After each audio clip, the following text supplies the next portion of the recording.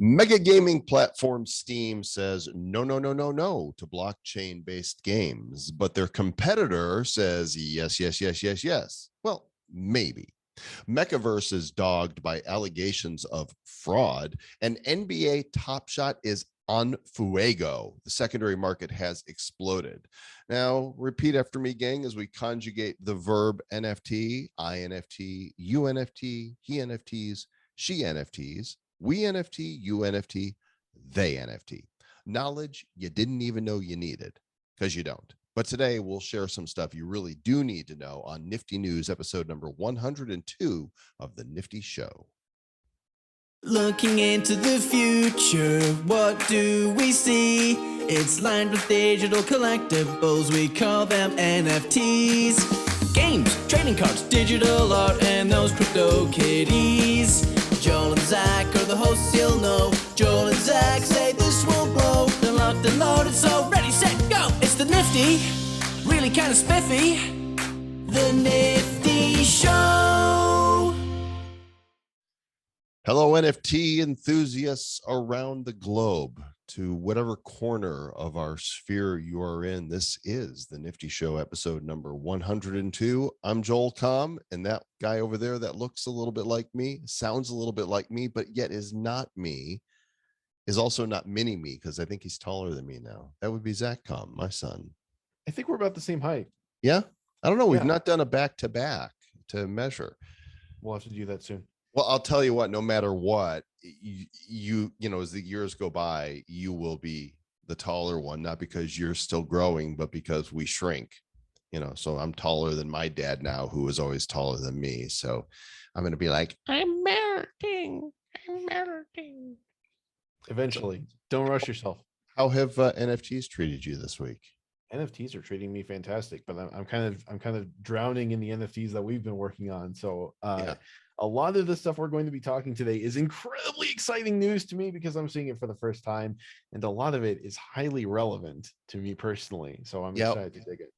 We're going to be diving in a little deeper here, probably in 2 weeks, I want to say, on Zach's project Draco Dice. But gang, this is some revolutionary stuff. The dice of the internet. Imagine owning cool looking dice with the full set of D20s, right? So 4-side, 6-side, 8-side, 10-side, 12 and 20. Yeah. Yes.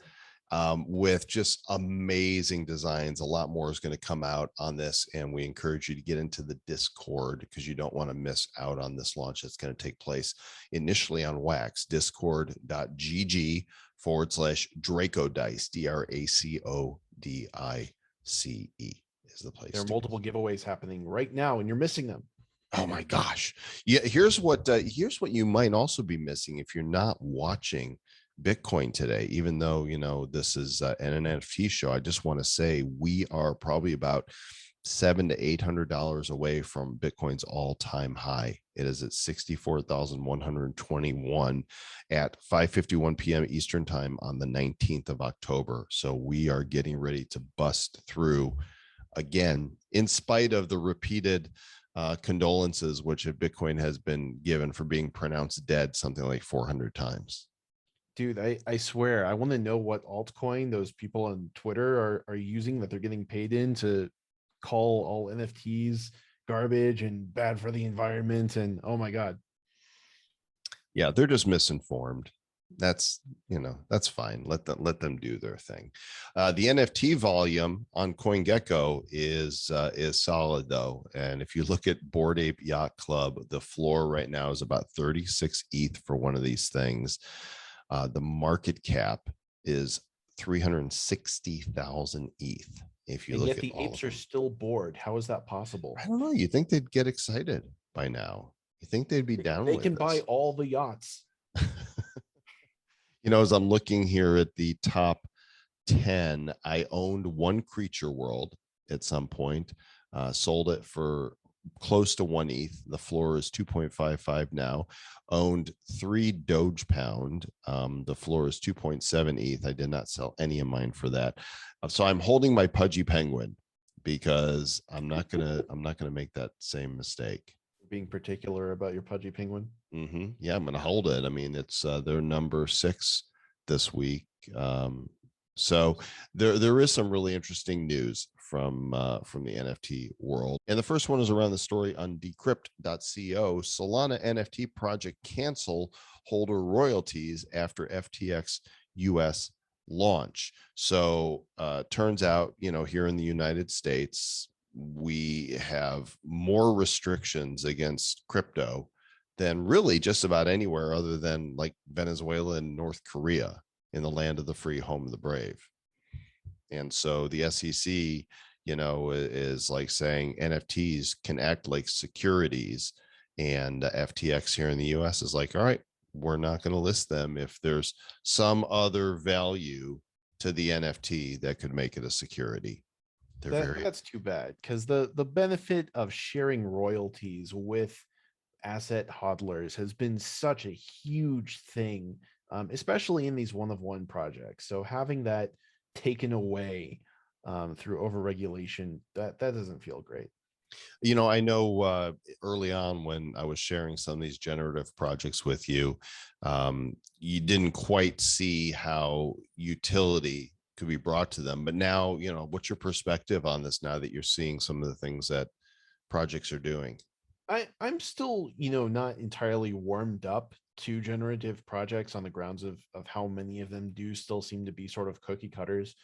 But I do appreciate that this kind of market has created an enormous collective drive to find new ways to reward people for engaging, because I feel like that's one of the biggest vectors that NFTs have in terms of providing value. So I can appreciate that side of things.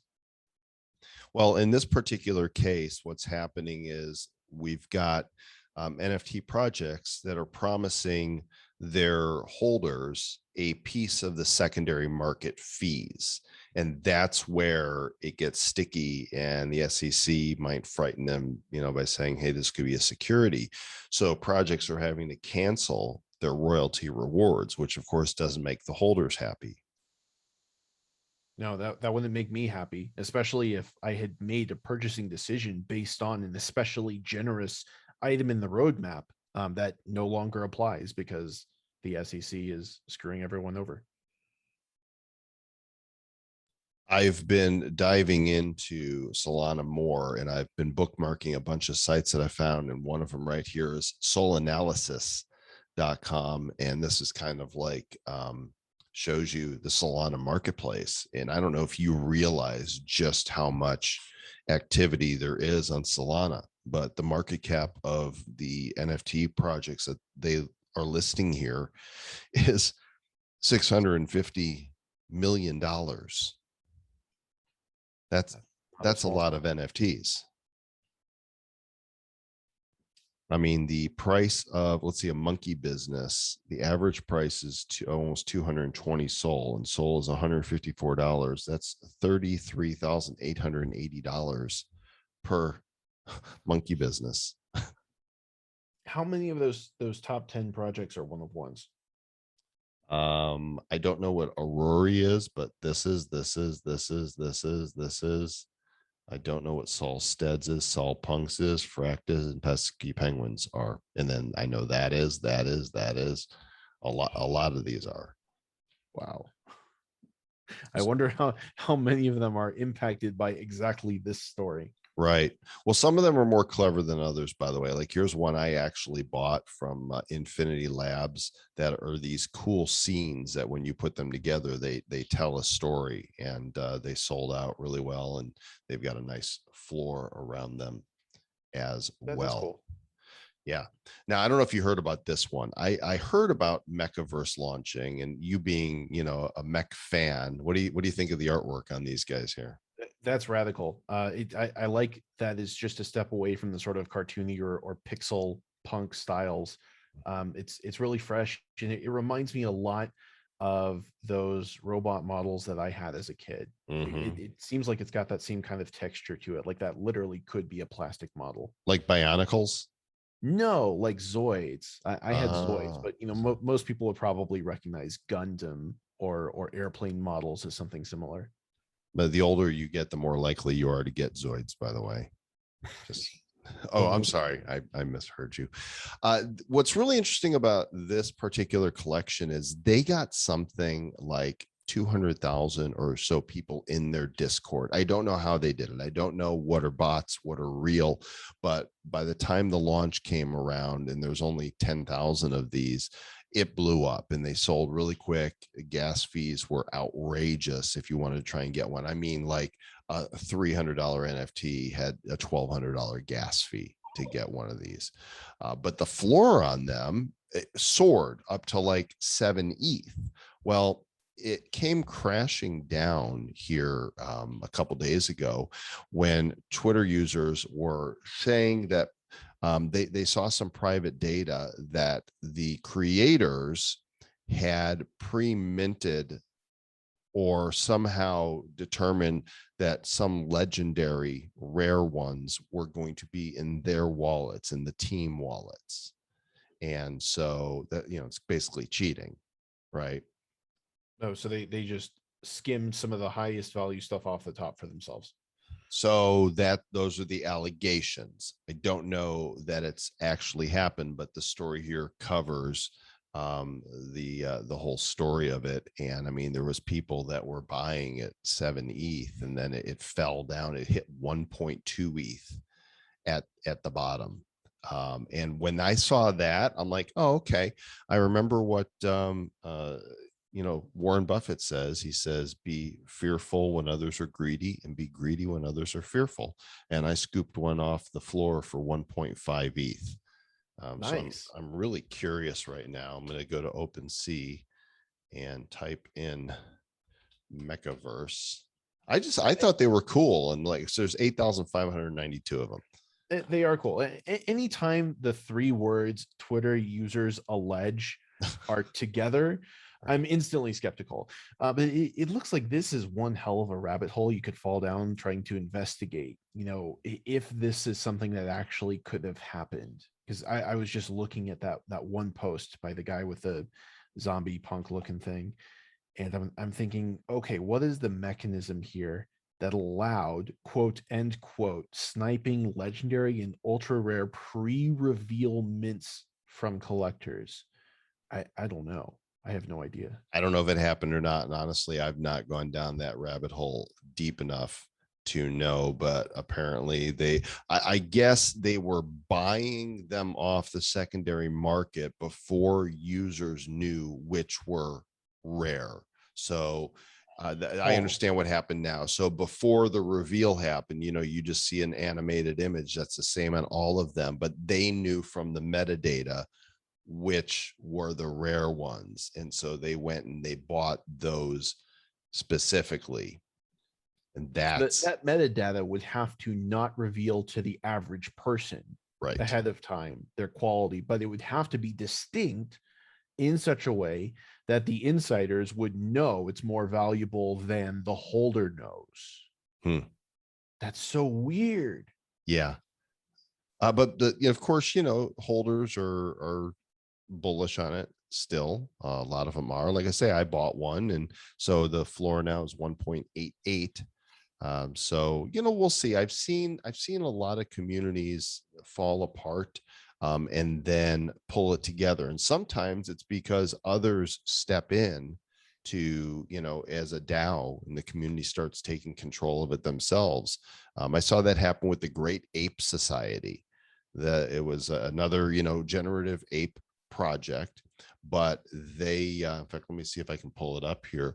They had an issue with the founder kind of just was like walking away and washing his hands of it, and the community stepped in and they rescued this thing. It sold out, and now they've got a real solid community and have generated additional NFTs, and they seem to be growing.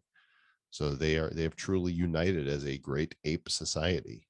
Apes together strong. But there was one other thing I noticed about Mechaverse, which was that even after the bottom quote end quote fell out, the floor is still at a significant profit.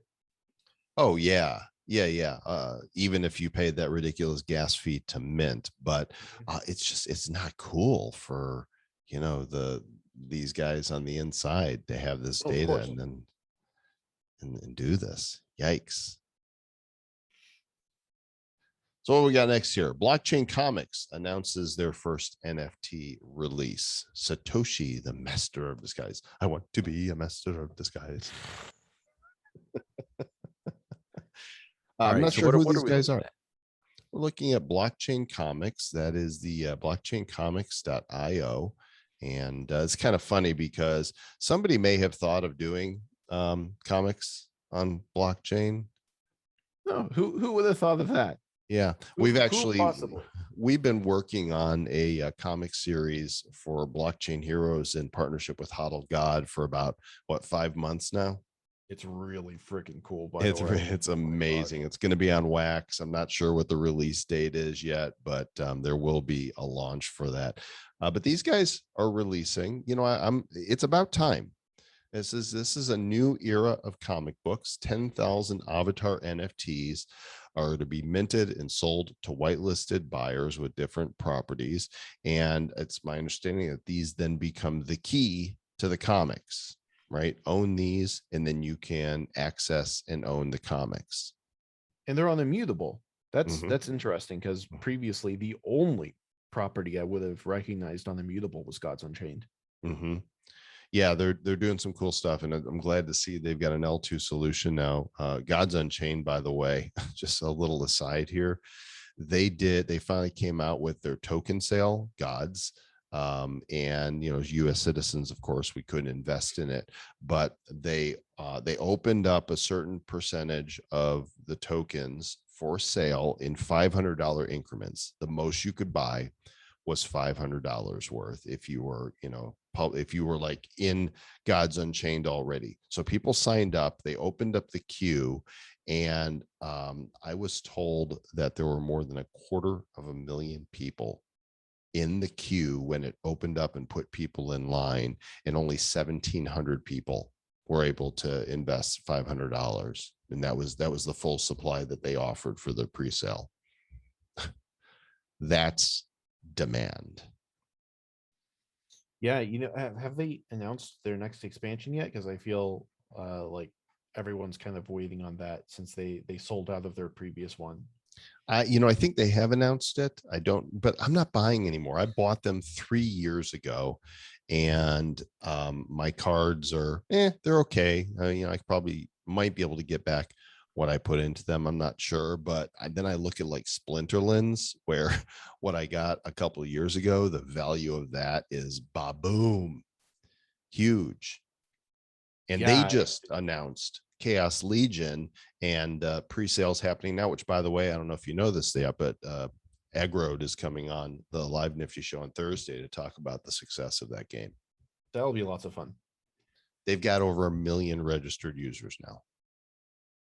And that's just the beginning. And it's just getting started. They're selling 15 times as many packs for Chaos Legion, 15 million total, with 1 million going to current SPS stakers over the next 30 days, and then the rest of them. I wonder how long it's going to take, because you could go back. What was the name of the Untamed? Was that the packs, the previous ones? They took a while to sell. Like, I remember watching Countdown. It was 1.5 million of them. They took a while to sell. I don't know, with this many registered users and active players and SPS actually being profitable for people, how long it's going to take for these to sell out. Any predictions? No predictions at all. I think that this is highly contingent on how the land economy is launched and the impacts that has on the game. Depending on the timing of that, because I feel like there are so many properties now that have promised land, and people are holding onto land's tokens, and they're only usable for like secondary utility because the real purpose of the land isn't available yet because it hasn't been coded. Right. The developers haven't figured out exactly what it's going to do or the details surrounding how it's going to work. And I feel like the entire crypto gaming space is just waiting for these properties that have lands tokens that have been distributed to launch them, and everyone see how that actually plays out. Especially because Everyone has been looking at land being sold, land tokens being sold in these various blockchain games, and they're going wild because people love the virtual real estate.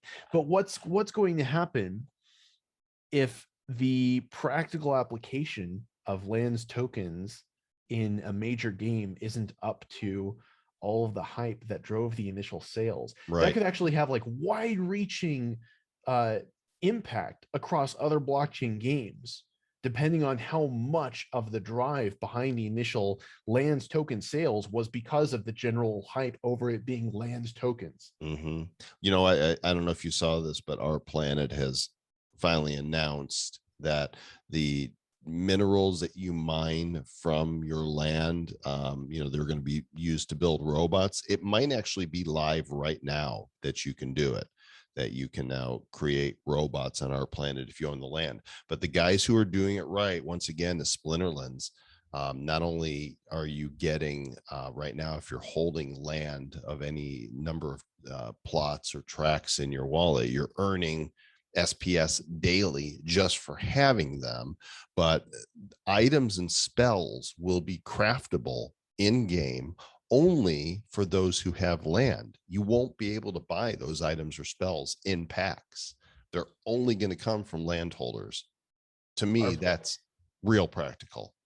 Our Planet is already sold out of all the robots you could buy using the minerals from the land. Oh, really? Okay. Yeah, so they I had missed it. They had the total supply of 15,000 robots across 3 different types of robots, and they're all gone. Totally missed it. Completely missed it because I'm over here busy creating. But that's good. I really want to move on to this next story because this one's special to me. Let's do it. Dead by Daylight. Go. Yeah, I've played Dead by Daylight for 380 hours. I love Dead by Daylight. For anyone who How doesn't know many? what it is, How many? It's one of my most played games on the PC. Dead by Daylight. Imagine that there is a horror movie killer that a person can play as, and then on the other team there are 4 survivors. The killer's goal is to sacrifice the survivors on meat hooks by chasing them down and feeding them to its dark god. And then the survivor's goal is to repair a bunch of generators that are scattered around this 3-dimensional map, and then open exit gates and escape before they can be sacrificed. And the newest killer that got released was Pinhead from Hellraiser, because Dead by Daylight has this superpower of getting at like every major licensed killer from the horror world. If you can think of like a AAA horror movie killer, Dead by Daylight has it, except for Jason. That's like the one exception. Anyway, it seems like this website, I don't know anything about cogconnected.com, but it seems as though they're more like media and gaming than they are NFTs. Because the angle that this guy is taking with this headline, he says Dead by Daylight asset is becoming an NFT and people aren't happy. Who's not happy? The basic gist of this is that Pinhead is becoming some sort of NFT because it got licensed out somehow. The latter group turns the in-game model. Okay, so Boss Protocol, who licensed the IP to Dead by Daylight, made an NFT using the in-game model. That's it. That's the story. And the people aren't happy part is just the author seeing that the general public sentiment outside of the tech sphere is that they think that NFTs are a waste of time or they're a scam. And that's like the meat of this article, which I hate to see that when I'm looking at NFTs from the perspective of I want more people to understand them because I want them to be more financially independent. I want to get them out of the system that's disadvantaging them. And to see that reflected in something else that I care about, as specific as a video game that I've put days of my life into, that sucks. 16 days, by the way, I did the math. 16 24-hour days of your life. 16 rage-filled days. Delightful days. The masses are still a few years off when NFTs are concerned. And right now, the messaging that they're getting is hype right? They're hearing about the stuff that's selling for millions of dollars. They're hearing about people losing money buying NFTs. They don't understand that taking a picture of something is not the same as owning it. And they just don't get it. And I referenced this a week or so ago on the show when we were talking about the Princess Bride. And I went to Facebook because Wax released Princess Bride trading cards on the Wax blockchain. And I went to Facebook to see if any marketing was done, and Wax ran an ad on the Princess Bride group that had 2 million likes. And overwhelmingly, we're talking about Princess Bride fans. Overwhelmingly, people were like, why would we need this? This is stupid. And they don't get it. And I'm thinking to myself, remind me in a few years when you get it, and then you'll be like, oh man, I could have bought those for, for so little. And well, I think that there's two components to the general resistance. One is the human tendency to fear change. Right. That's undoubtedly driving a lot of this. But then the other component is ideological, because it's internet collectivists who do not want individuals to succeed and rise above their station, but would prefer them to rely on a group for their identity. And they're seeing NFTs and they're seeing people getting rich without labor being involved, and they're freaking out about that. So I think Right. that those two different aspects of people in the public not understanding NFTs are going to come to a head at different times. I think that you're right about the first group. I think that they're going to take a few years to realize that they've been missing out on this gigantic gravy train, and they're not going to have the utility, and they're going to be entering the market late into the game, which is, that's just how markets work. But then that other group, this is the reason for why I'm legitimately concerned about a misinformed public being so against blockchain and NFTs, is because we live in a democracy to some extent. And if public sentiment, or a large part of public sentiment, is against you having the ability to prosper in this specific way, that's how overregulation happens. Mm-hmm. And we already have an overregulation problem. I hear an Archer character saying, you want overregulation? Because that's how you get overregulation. Yes, it's okay. They'll you're not wrong, and they will catch up in time, and it's fine, because in the meantime, we're just going to create. And here's what I believe. I believe this holiday season, Christmas, Hanukkah, Kwanzaa, whatever it is, where these kids go to their parents and ask for something, you're going to have a record number of kids going, Mom, I want a pudgy penguin for Christmas. There's going to be at least one viral video of a small child who's too young to understand it receiving an NFT for Christmas and then bawling their eyes out because they were expecting something more fun. I got you a bullish llama. PD, you got a bullish llama. I don't want a bullish llama. I want a Tonka truck. It's like the kid who got filmed being given an avocado for Christmas. It's an avocado. Thanks. Oh, that's horrible. Oh, that's cruel. Sounds like something I would have done, but did not. So, a lot of people complain about the gas fees when minting NFTs. Wearable now has a new feature called lazy minting. And basically, you can go mint your NFTs for free and pass the cost on to the buyer. Like, hey, if you want it, then you can pay for it. So free minting. I want to see how that. I want to see that bear out. I want to see what the market's reaction to it is. Because obviously this is lowering the barrier for people to actually create NFTs, right? Right, because they don't need to have any Ethereum in their wallet to actually mint it, because they're not. That's wonderful. That in itself is amazing. Yeah, lazy minting. I love the title. Today I don't feel like minting anything. I'm gonna let the buyer pay. Character, but does it have a stigma to it? A little bit. What's that? Lazy minting? Yeah. Well, I suppose it could. I'm just thinking you've got people that really, they don't have Ethereum yet. They don't even have a wallet yet. They've heard about it, but they want to mint an NFT. So let's onboard them the simplest way possible with some lazy minting. That is really cool. Yeah. What about this? Travis and I have talked about this for some time, that everything that's posted on social media, especially Instagram, could be turned into an NFT, right? You've got people that are posting all kinds of artwork and interesting photos. I'm not talking about the garbage that's posted. I'm talking about the actual content that people like on Instagram. Why not turn them into NFTs? Yeah, no one wants to buy a picture of your martini, Shannon.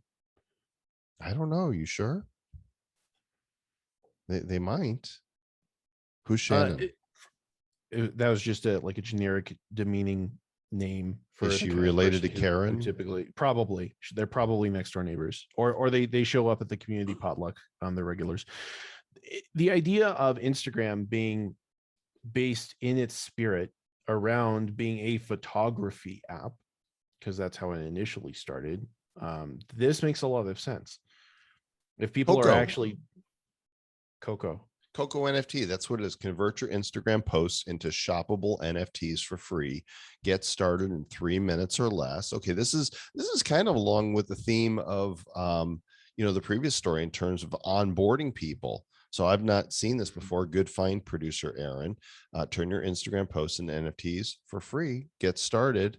And looks like I can just log in here with my MetaMask wallet that I've already got. I'm 18. This is true. I don't know what their terms of service are, but I accept them.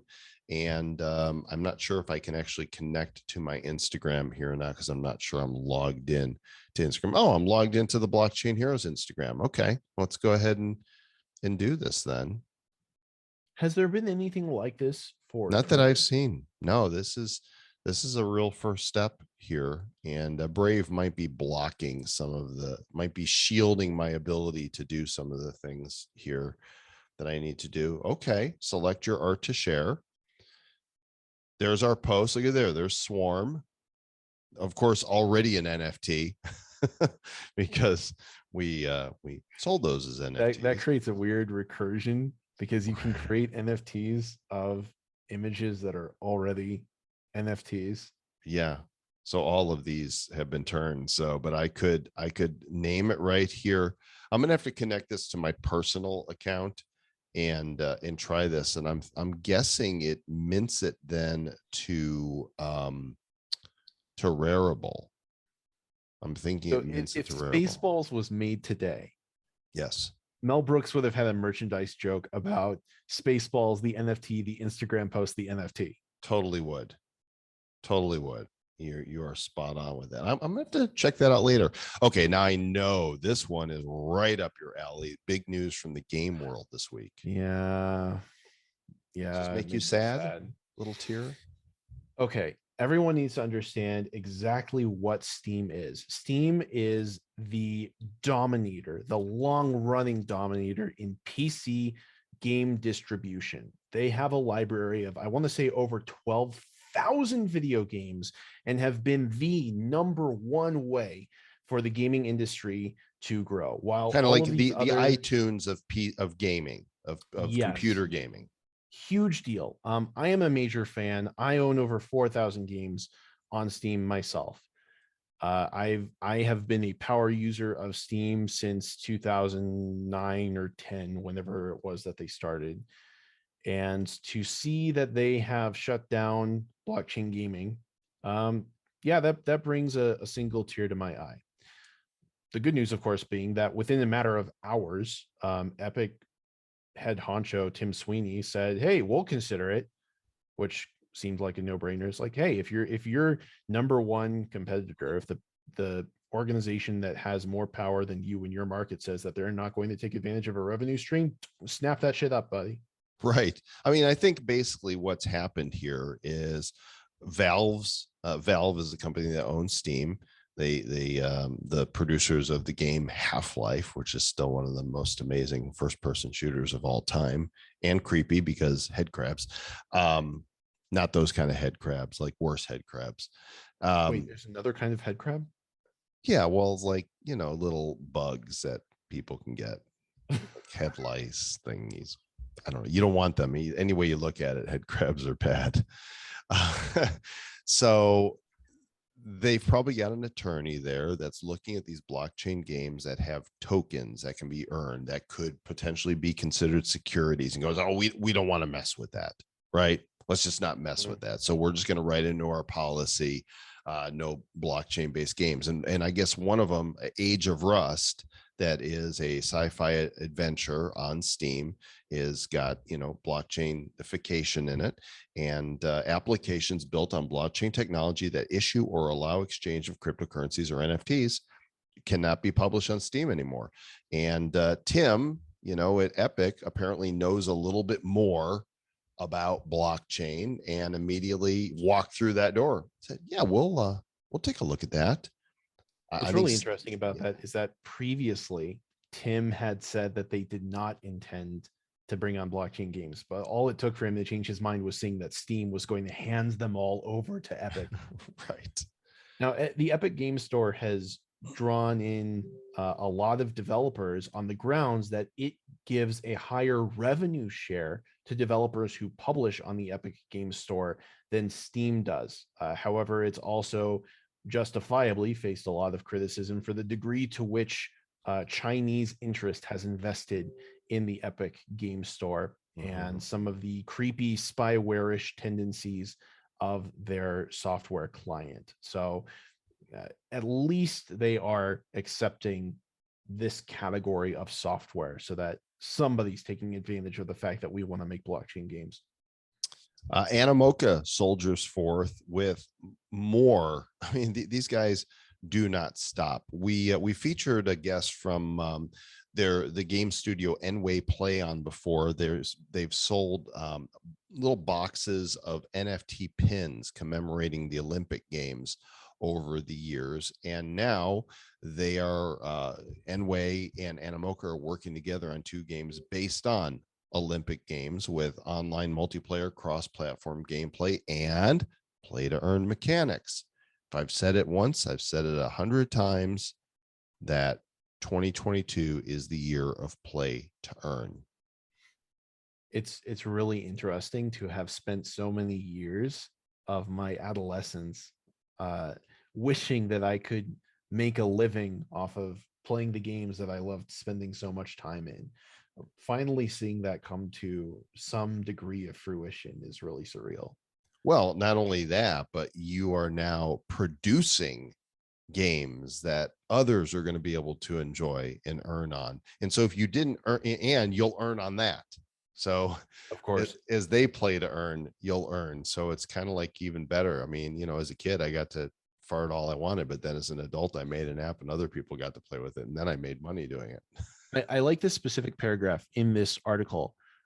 Each of these Olympic Games will likely offer various mini games allowing players to set scores. Rankings or the player's cumulative score could determine whether players will win an NFT. There is an interesting danger here, which is hackers, people who compromise the game's code. If the code is not sufficiently reinforced on blockchain itself, it is no less open to exploitation than other video games that aren't on blockchain that constantly have this problem. I was just playing a game today, Descenders. It's a mountain biking game. And I played the daily run that they had up, and at the top of the leaderboard, there were 3 cheaters who obviously had an absolutely impossible score. If that starts happening in this space, if the added incentive of making money off of cheating factors into what people are doing with these, that there's going to be a whole new problem in the play to earn space. We're going to have to address that as a community rather quickly. I think we should publicly shame cheaters. Shame. And put them on Instagram and then turn them into NFTs. You can collect a cheater. Nice call. There you go. We got there. I closed the damn loop. I meant to do that. So, earlier this year, the hot property in the NFT world was NBA Top Shot. I mean, I don't know what the queues are like now because I'm not really doing it, but there wasn't as much NFT action at the beginning of the year. And so I buy everything just because I love packs and opening up stuff. So even I bought NBA Top Shot moments. You did. too. Like you bought a couple and you're not even a basketball fan. And the market went crazy. Well, then it died down. Top Shot, Dapper did not have a way for people to withdraw their money. People were complaining. They were flooding the market with thousands of packs and moments because they were basically printing money. And so the market collapsed. Well, check this out. They released a new series called Run It Back, which is it features the 2005-06 NBA season when the Miami Heat defeated the Dallas Mavericks in the final, and sales shot up 146% in a week. Wow. I don't care what you're selling, any product or service, to see that type of growth over the period of a week, that's a good day or a good week. This is a fandom's emphasis, their value for a period of time manifesting itself, because they've had access to all of these basketball NFTs as they've been coming out, but there's something special about that one NBA season that drove this, unless there's some other factor that neither of us are aware of, and that is humanity placing value on specific events. That's not just nostalgia. I think it's a big deal too. And this is why this is my NBA Top Shot account. And right here in my collection, these are my packs that I am sitting on. I got 3, 6, 8 of them. And I feel like these are going to age very well, even though they're common packs. They're going to sit here for years and I'm not going to open them. And, NBA Top Shot keeps growing. This unopened packs will become very rare. Good score. I don't know what's inside. I don't even care. Who's Zion Williamson? I don't know, but he's got a really cool name. Yeah. So who else is getting in? Oh, well, this is a big deal right here, because SpongeBob is a Viacom CBS property, and apparently SpongeBob SquarePants is coming to NFTs. If you believe what you see here. In fact, I think they might be coming to Wax. Are you speechless? Who lives in a pineapple on the carbon neutral blockchain? SpongeBob SquarePants. Doesn't quite rhyme, but it's still nice to hear. By the way, I pitched an idea to the Wax team, and they like it, but they've not taken action on it yet. So I'm calling you guys out. Take action on this idea. You said it was a good idea. So anytime people gripe about the world financial systems, somebody inevitably replies with Bitcoin fixes this, right? And I'm like, people are griping all the time about Ethereum gas fees. So why not mobilize a campaign? Wax fixes this. Wax does fix it. It totally fixes it. There's no gas. You buy your NFT. It takes a second. I mean, literally, it is 1 second from the time you hit submit on that transaction to the time it's in your wallet, and you've not paid a single gas fee, because it's all proof of stake, not proof of work. So it looks like we can expect SpongeBob to hit in the spring of next year, but I really hope that they have learned some lessons from all of the properties that have been releasing on Wax, and they make it fun and interesting instead of just a bunch of screenshots. Yes, it needs to fit with the spirit of the original TV series, right? It can't just be screenshots. What I really liked about the Princess Bride collection, even though they didn't sell out right away, they did sell out, is that they were limited, and that the most collectible editions are movie clips. In fact, I discovered yesterday that Wax now has on in their wallet, if you go to, I'll just pull it up right here, wallet.wax.io. Right here, they now have digital auctions on Wax, and they talk all about it here. And the first auction, I believe, is right here, a Princess Bride 1 of 1 auction, and it's a great scene from the film. I'll go ahead and let me see. I'll just pull it up here and turn the sound on so that everybody can enjoy this. Here is the NFT. Conceivable. You keep using the word. I do not think it means what you think it means. Inconceivable. So it's a 1 of 1, and it's up for auction right now. Wax is offering it. The high bid right now for this auction is 2,775 wax. Wax is currently about 28 cents. That's $777. That's So low. That it is is a low price. I want to see where that goes in the next couple days. I thought you were going to say I want to bid on that. I might. It's inconceivable. I do not think that means what you think it means. I'm gonna have fun storming that castle. Yes, classic stuff.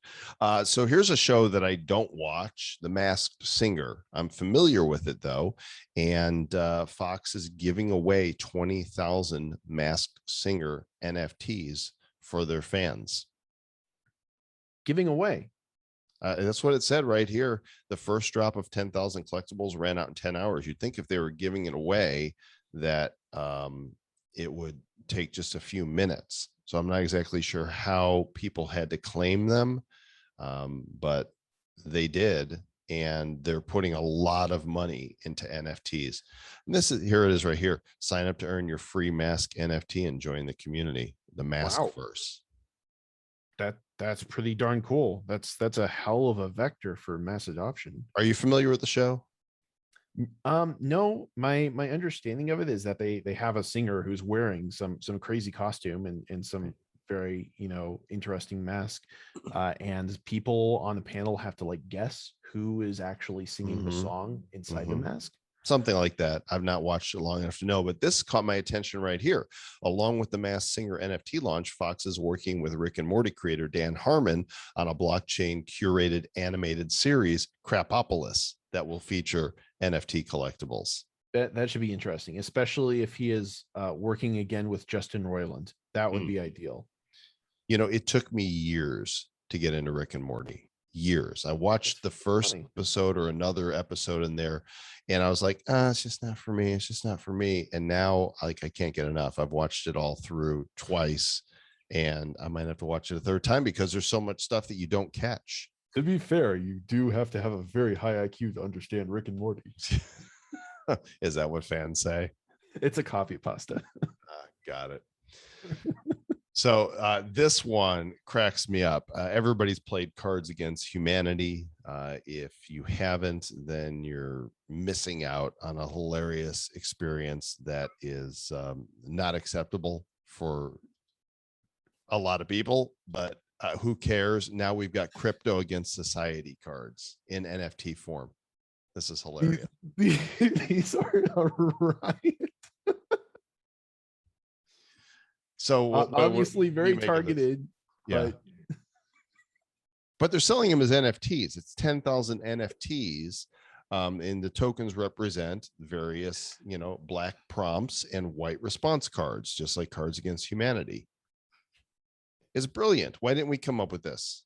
Much easier than what we go through to create stuff people will love. I just want to see a white card that says aping in on a $500 million scam. He's in. Dump all the blank gourd futures. So now they're accepting community card submissions. And am I going to try to buy some of these? Yes, I am. I will. Interested in card suggestions from the community. Yeah, they had a killer idea and now they're crowdsourcing the content. Good job, boys. You did it. Nicely done. That is one that will sell out. I have no doubt about it because it's got the it factor, right? So I've been making a list, and I'm going to write a piece here at some point in the near future and break this down. But the idea is trying to discern what makes for an NFT launch that's going to succeed. And so far, I've got art, originality, community, marketing, roadmap, leadership, utility, a celebrity or influencer, the fun factor, the X factor, collaborations, and charitable initiatives. I know I can probably squeeze that down into fewer items, but I feel like there's a formula here somewhere, and I want to figure it out because I want to be able to look at an NFT project before it goes on sale and come up with a likelihood of it selling out, over whatever period of time we deem is the same for everybody, and B, having short-term and long-term value. I'm afraid I'm gonna have to be a naysayer on this one. I don't think that's going to happen. And the reason I don't think it's going to happen is because, well, two reasons. One, you shared with me the problem that you were having when you were trying to formulate that. Yes. Because you were saying, oh, well, there's these great high quality projects done by good people and they're not selling out. Mm-hmm. And then there's these projects that look like just, visual garbage that almost no effort went into at all. Like a 5-year-old could have done it. And they're experiencing colossal success in these huge currency floors. And so that's one reason. So that prompted me to dig in to some of those projects that you were talking about, because there was Cryptodes. Cryptodes is very clearly a very low effort project. And I did some research. I went into the Discord. I learned as much about it as I could. And, that currency, that community started out of people who were part of the CryptoPunks community. So they were already sort of OGs in the high value one-of-one space. But then I noticed that there was a very special kind of cult of personality around, I think his name was Gremplins. That's the alias he goes by, the artist who created the project. And the people in this community just seems to have such a genuine admiration for and appreciation for this individual. Like, part of what drove the value was that they really just wanted to support this guy. And there's not anything in that list of factors that you can rely on that's going to account for that. I mean, you say X factor, like maybe you could treat that as a catch-all, but I feel like the top performing projects on a ratio of effort to profit or efforts to revenue are not going to be definable by these easily identifiable characteristics.